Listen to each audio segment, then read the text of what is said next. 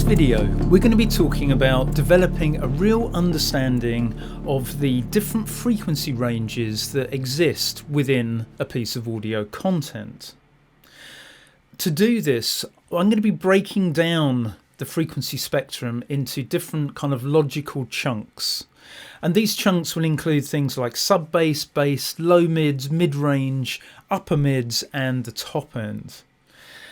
Now, the reason why it's so important to kind of understand the frequency spectrum is so that when we're going in and listening critically to our own work and to our own mixdown, we're able to quickly and efficiently identify any problem areas that exist within the frequency spectrum. So, for example, maybe you've done a mixdown before, you've played it on a number of different systems, and all of a sudden it sounded extremely harsh in a certain frequency. But then you've gone back into the studio and you've not really been clear exactly what the harshness is or which frequency it's coming from. So really getting an understanding of the frequency spectrum and training our ears to hear, you know, that this is a 3K boost or a 2K cut that's required, will really streamline our progress when we're creating and when we're mixing things down. The other real benefit of going through these different sort of frequency bands is getting an understanding of some of the terminology that's commonly used in audio engineering circles to describe issues that may arise within a track or qualities that may be required as something to add to a track. For example, if you've ever heard the term boxiness or muddiness or presence or air, these are very typical kind of terms that are used by audio engineers. So if you've heard those terms and you haven't really understood which frequency bands they're referring to, then we'll talk about those as we're going through each individual band. So in order to illustrate this, I have a project up and running with a finished audio track, and I'm just going to play a very short section of this track, and then we're going to be using FabFilter Pro MB just to isolate each of these bands, and then I can walk you through some of the qualities that we typically talk about with these bands, and also some of the issues that you can experience in troubleshooting problems with your own mixdowns.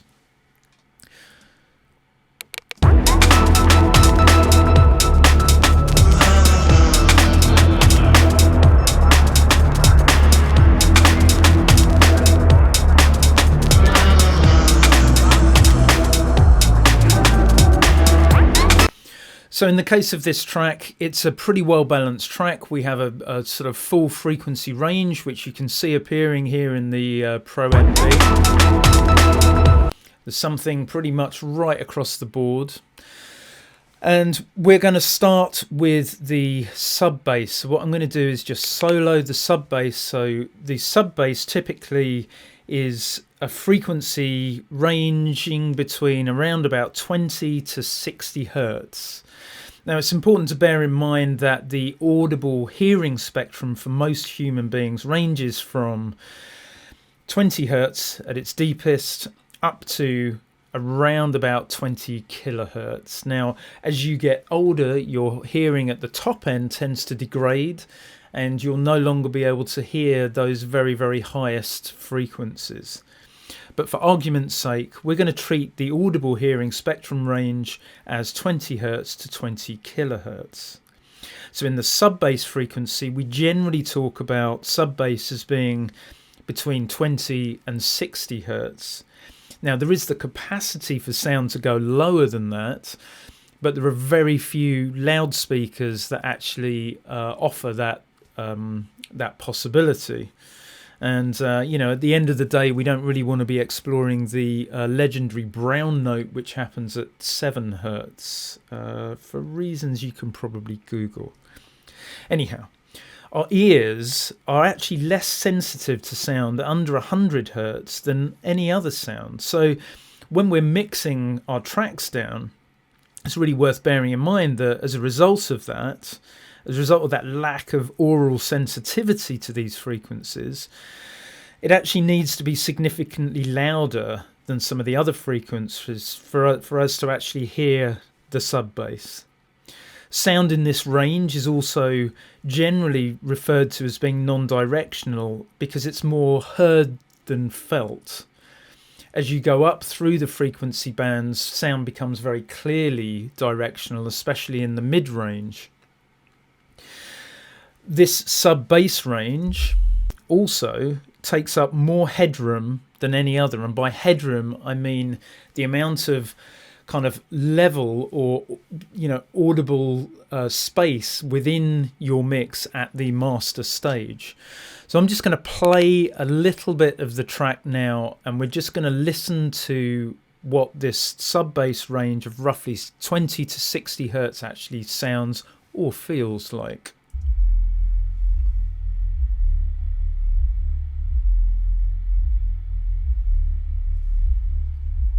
And one thing you'll notice there is that actually that particular frequency doesn't really contain any of the punch of the kick drum, because generally your sub basses are not, not generally speaking where your kick drum operates, unless you have, say, like a 808 kick.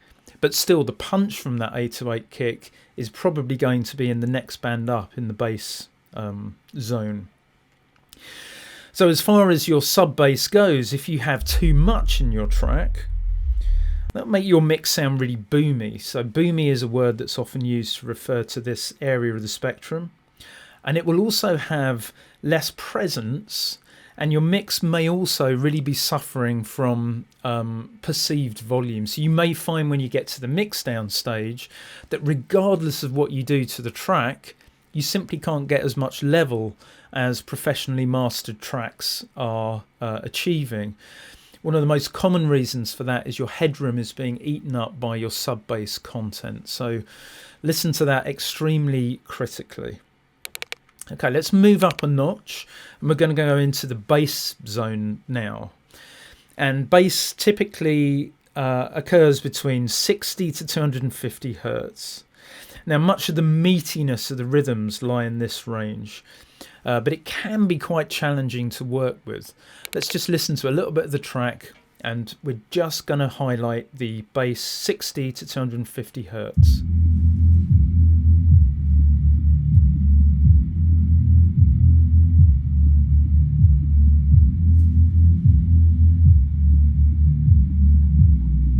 Now you can hear on this particular track that there's quite a lot of warmth happening in that particular part of the mix, and quite a lot of the droning sounds, which are fairly stereo above about 150 to 200 hertz, are appearing in this particular part of the track. But you can also hear the punch of the kick coming through, like the gut punch of the kick coming through in this zone. Now, you can boost this area in your mix if you feel that your track is kind of lacking fatness and warmth. But if you feel like your track is muddy, and here's another one of those kind of key terms we spoke about before, then this is an area you'll probably want to look at cutting in order to remove some of that muddiness. Generally speaking as well, there's very little need for any stereo content below 150 hertz, and that's partly, as I was saying before, that the bass, the lower you go, the less directional the bass is. And what tends to happen, in my experience, is that muddy mixes often come from the amount of stereo content that exists within this bass zone, as opposed to necessarily the level of this bass zone altogether. So if you can reduce the stereo content whilst maintaining the punch of that mono content, generally speaking, you'll find that you have a clearer mix. So let's now move on to the low mids.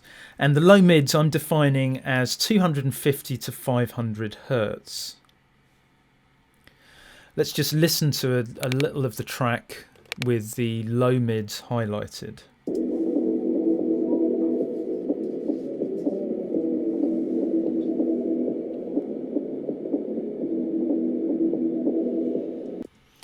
Now you can hear in that sound, there's none of the real kind of warmth of the bottom end there. But what this does do is it'll often include the body of the drum. So you could hear on that example, you could hear some of the bottom end of the vocals and also the bottom end of the snares coming through. So a little bit of body from the snares.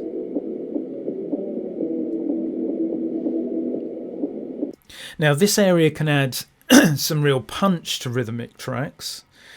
But if your mix sounds muffled in any way or it sounds a bit boxy, then this is an area that you may be looking to cut in just to free up some space and just give you a little bit more clarity. If your mix sounds hollow or just isn't cutting through very well on small speakers, then this is an area that you might want to look at boosting slightly. Again, with this area, you really want to pay close attention to the stereo field. So we're talking about 250 to 500 hertz here in the low mids. So yeah, just be careful with the stereo field, pay close attention to it and make sure that it's not sort of dominating too much, because it can feel slightly uneasy in this particular frequency zone. Okay, we're now going to go up to the mid-range. Let's have a listen. This is 500 hertz up to 2 kilohertz.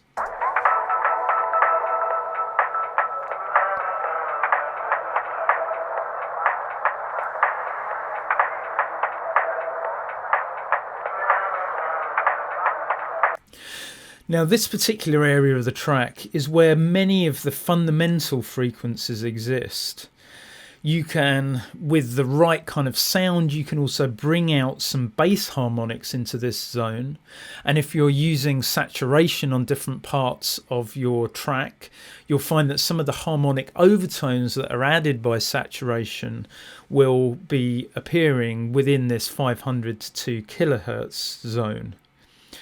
Now this can hold a lot of room tones, and it can also hold a lot of like reverb content, and these contents are not always what's wanted in your track, so that's something to be aware of. Between 1 and 2 kilohertz can also help bring a real presence to lead sounds without them becoming overly sharp. So you know, rather than boosting things at 3 or 4K to really bring out that aggressive side of things, you know, maybe look at the 1 to 2 kilohertz area to boost those leads without boosting the harshness. Also in this area, claps and snares can often be given extra presence by boosting around about 1.5K, but that kind of depends on the sound of the individual claps and snares. So that's the mid-range. Let's now go to the upper mids and have a listen to what these sound like.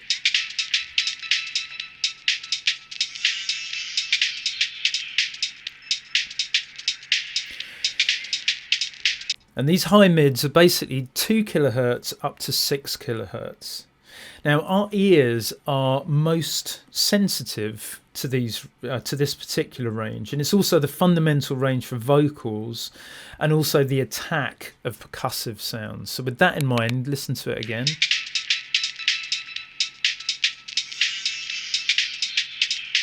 You can really hear the attack of those percussive sounds. You can also hear the almost the you know the breathiness of the vocal in there.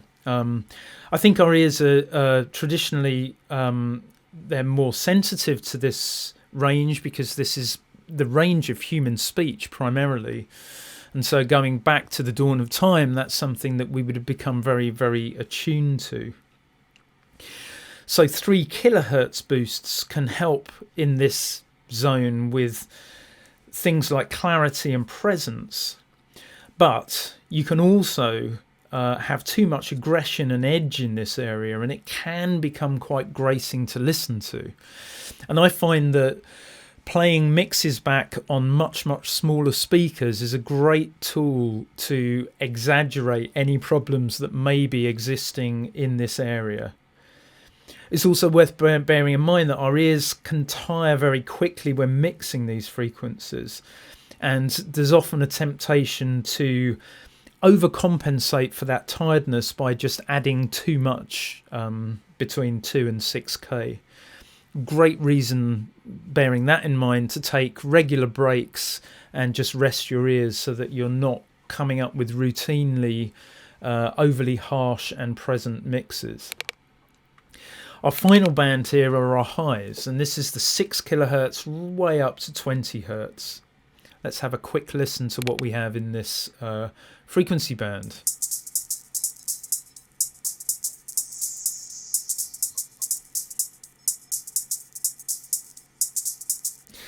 So this area is often referred to as air or brilliance or sparkle, because the nature of sounds in this range is that they really do shimmer. As we get older, our hearing tends to degrade at the top end of this spectrum. So using a high shelf filter above 12 kilohertz can really add some sparkle and clarity for what will feel like quite a polished and quite a modern sound. On the other hand, if you're looking for more of a warmer, more vintage tone, then you can also create that by gently rolling off some of those highs and just giving the impression that the track is a little bit warmer and maybe having more of a kind of analog feel. So those are the 6 kind of core frequency bands. I'd really urge you to go away, find 1 or 2 of your favorite tracks and bring them into your sequencer by other people, well mastered tracks, and check them out using a similar technique, using any kind of software that you have at hand or any VSTs that you have at hand that allow you to independently kind of solo these different bands. And then maybe apply the same technique to some of your own music. So just listen really critically to each band, because a lot of the time you may find that, you are mistakenly adding far too much bottom end to your kick drum, as opposed to bringing out the kind of real punch around, say, 100 hertz. You may also find that, if your mixes are extremely sort of lacking in bite and clarity, then you may want to look at this kind of high mid-range between 2 kilohertz and 6 kilohertz. Either way, applying this range of knowledge where you listen critically to other people's music and use this approach just to really train your ears to know what to listen to, and then applying that same kind of logic to your own track, you can often find that there are, big, incremental learnings to be had from approaching it in that way. I hope this tutorial's been really helpful. If you've enjoyed it, then please drop a like and subscribe on my YouTube channel for more similar content. And also check out my website at mixingmasteringmentoring.com, where I offer a whole range of different mixing, mastering and mentoring services, as well as free PDF downloads and all of these tutorials gathered together under one roof. You can download a PDF cheat sheet of the information contained in this tutorial from the link in the description below.